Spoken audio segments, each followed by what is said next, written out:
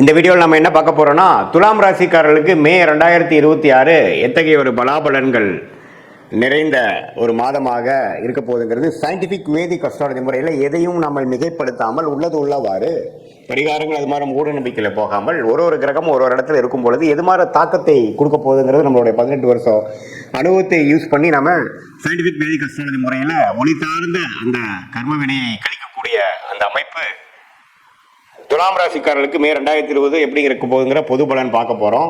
இப்போ பாருங்க, துலாம் ராசிக்காரர்களுடைய அதிபதியாகிய துலாம் ராசியோட அதிபதியாகிய சுக்கிரன் பார்த்தீங்கன்னா ராசியவே மே முதல் 2 வாரம் பார்த்து 8ஆம் இடத்துல ஆட்சி பலம் பெற்றுகிறார். மே 15க்கு அப்புறம் அது ஒரு நல்ல விஷயம் தான். வரவேண்டிய வரவுகள், ஷேர் மார்க்கெட் போட்ட இன்வெஸ்ட்மெண்ட் மூலமாக, கணவனாக இருந்தால் மனைவியாக இருந்தால் கணவர், பங்குதாரர் மூலமாக வரக்கூடிய சில லாபங்கள் அதெல்லாம் கொடுக்கக்கூடிய அமைப்பு இருக்குது. துலாம் ராசிக்காரர்கள் கொஞ்சம் நல்ல லாபங்கள் வரக்கூடிய அமைப்புகள், பிரச்சனை இல்லாத அமைப்புகளாக இருக்குது. இதுவரை செவ்வாய் 6ஆம் இடத்திலிருந்து சில பிரச்சனைகள், உடல் உபாதைகள், சனியோட சேர்ந்து பிரச்சனை கொடுத்துட்டு இருந்த செவ்வாய் 7ஆம் இடத்துக்கு வருகிறார். ஸோ அதனால் கொஞ்சம் உடல் உபாதைகளால் பாதிக்கப்பட்ட சீனியர் சிட்டிசன் துலாம் ராசிக்காரர்களுக்கெல்லாம் கொஞ்சம் நிவர்த்தி வரக்கூடிய, உடல் ரீதியான சில தொந்தரவுகளிலிருந்து மீண்டு வரக்கூடிய அமைப்பு கண்டிப்பாக துலாம் ராசிக்காரர்களுக்கு இருக்குது. அது நம்ம தெரிஞ்சுக்கணும். அடுத்தபடியாக பார்த்தீங்கன்னா புதன் 7ஆம் இடத்திலிருந்து ராசியை பார்த்துட்டு இருந்த புதன் இப்போது 8ஆம் இடத்துல போய் சுக்கிரனோட வீட்டில் சுக்கிரனோட சேருவது அருமை.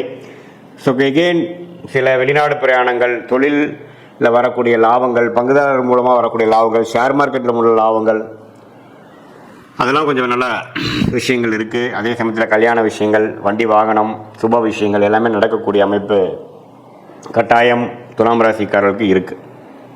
ஸோ சூரியனும் பார்த்திங்கன்னா 7ஆம் இடத்துல உச்சம் பெற்று ராசியை 7ஆம் இடத்துல இருந்தது பார்த்திங்கன்னா 8ஆம் இடத்துல மாறுறாரு. ஸோ அதுவும் ஒரு அருமையான அமைப்பு. ஸோ இது மூலமாக என்ன தெரியுதுன்னா, இடமாற்றங்கள் உண்டு, சுப முதலீடுகள் உண்டு, வரவுகள் உண்டு, சில நிதி நிலைமைகள், பணம் போக்குவரத்து, வரவேண்டிய பணம் நமக்கு வரக்கூடிய அமைப்பு அதெல்லாமே கொஞ்சம் நன்றாக இருக்குதுன்னு சொல்லலாம்.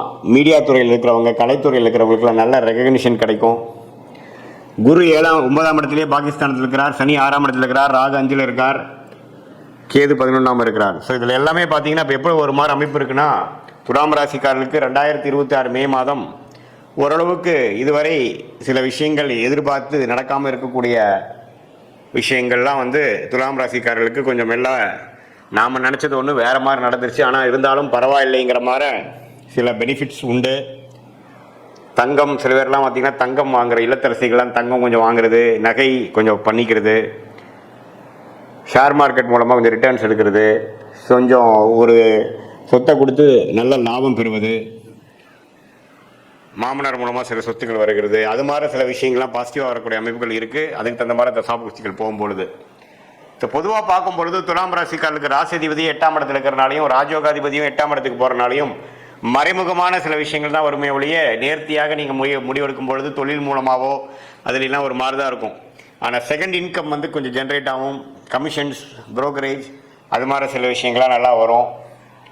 ஓரளவுக்கு ஓவராலாக பார்த்தீங்கன்னா உடல் உபாதைகள், பிரச்சனைகள், வம்பு வழக்குகளில் பாதிக்கப்பட்டிருந்த கடன் தொல்லைகள் அதெல்லாம் பாதிக்கப்பட்டிருந்த துலாம் ராசிக்காரர்களுக்கு சிலதெல்லாம் கொஞ்சம் முடிவு எடுத்து சிலதெல்லாம் முடிகிற மாதிரி வரக்கூடிய அமைப்பு உண்டு. ஏன்னா 6ஆம் இடம் கொஞ்சம் செவ்வாய் சனியோடு சேர்ந்து ஏப்ரல் மாதம் ஃபுல்லாக பிரச்சனை பண்ணிகிட்டு இருந்த அந்த அமைப்பு கொஞ்சம் சரியாகுது.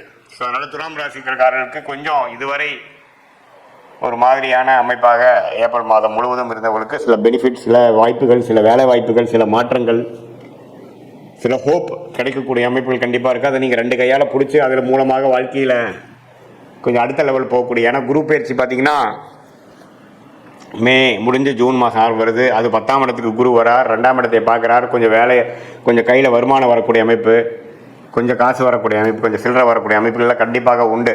ஸோ அதுக்கு வேணுங்கிற ஒரு ஃபவுண்டேஷனான விஷயங்கள்லாம் பார்த்திங்கன்னா மே மாதம் 2026 குறிப்பாக செகண்ட் ஆஃப் துலாம் ராசிக்காரருக்கு கொஞ்சம் பாசிட்டிவாக அமையக்கூடிய அமைப்புகள் இருக்குதுங்கிறது நீங்கள் தெரிஞ்சுக்கணும்.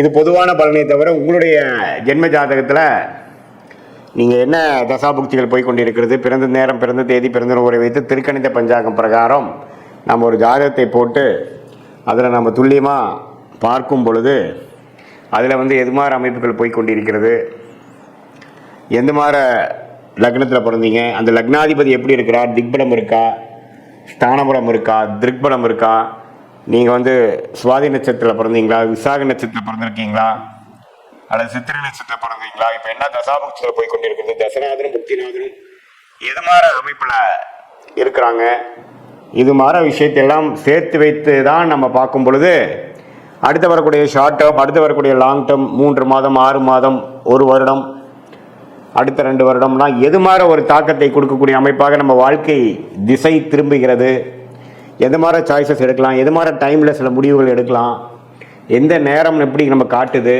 டிரான்சிஷன் பீரியட் எப்படி இருக்குது, நமக்கு வெளிநாடா உள்நாடா, அரசு உத்தியோகமா, வேலை, கார்ப்பரேட் ப்ரைவேட் செக்டாரா, தொழிலா, எது மாதிரி படிப்பு படிக்கலாம் நம்மளுடைய குழந்தைகள், எது மாதிரி விஷயங்கள் வந்து நமக்கு திருமண விஷயங்கள் எப்போ காட்டுது, எப்போ சுப விஷயங்கள் நடக்குது, திருமணத்தை எதிர்பார்க்குறவங்களுக்கு எந்த மாதிரி டைமில் அமைப்பு வருது, நமக்கு லேட் மேரேஜா ஏர்லி மேரேஜா, குழந்தை பேர் எதிர்பார்க்குறவங்களுக்கு எப்போ எப்படி வருது, எப்போ நம்ம ட்ரீட்மெண்ட்டு போகலாம், ட்ரீட்மெண்ட் தேவைப்படுதா, அதே மாதிரி எப்போ கடன் அடையும், எப்போ பிரச்சனையிலேருந்து மீண்டு வருவோம், எப்போ வந்து நம்ம வீடு வண்டி வாகனம் வாங்குவோம், வாழ்க்கையில் தேவையான ஒரு அத்தியாவசிய விஷயங்களுக்கும் இந்திய வேத ஜோதிடத்திலான அடிப்படையான அறிவியல் சார்ந்த ஒரு சாஸ்திரமாகிய சயின்டிஃபிக் வேதிக் அஸ்ட்ராலஜி முறையில் துல்லியமாக பலன்கள் எடுத்து அடுத்தடுத்து வரக்கூடிய காலகட்டங்களை பிரித்து பார்த்து நம்மளுடைய கர்மா என்ன சொல்லுது, எது மாதிரி விஷயங்களில் எப்படி பண்ணால் எப்போ பண்ணால் பெட்டராக இருக்குது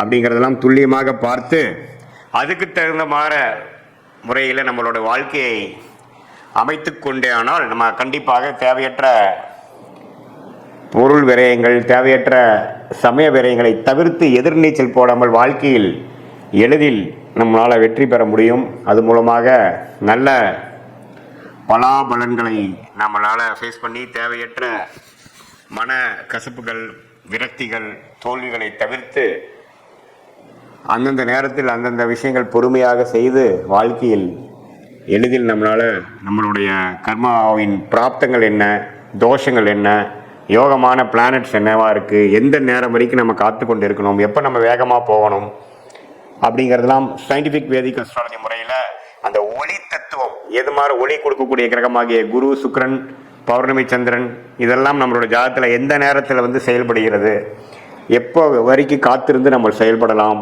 அப்படிங்கிறதை தெரிந்து நம்ம செயல்படும் பொழுது வாழ்க்கையில் எளிதில் வெற்றி பெற முடியும் என்று சொல்ல விரும்புகிறேன். மீண்டும் மற்றொரு காணொளியில் சந்திப்போம். நன்றி, வணக்கம்.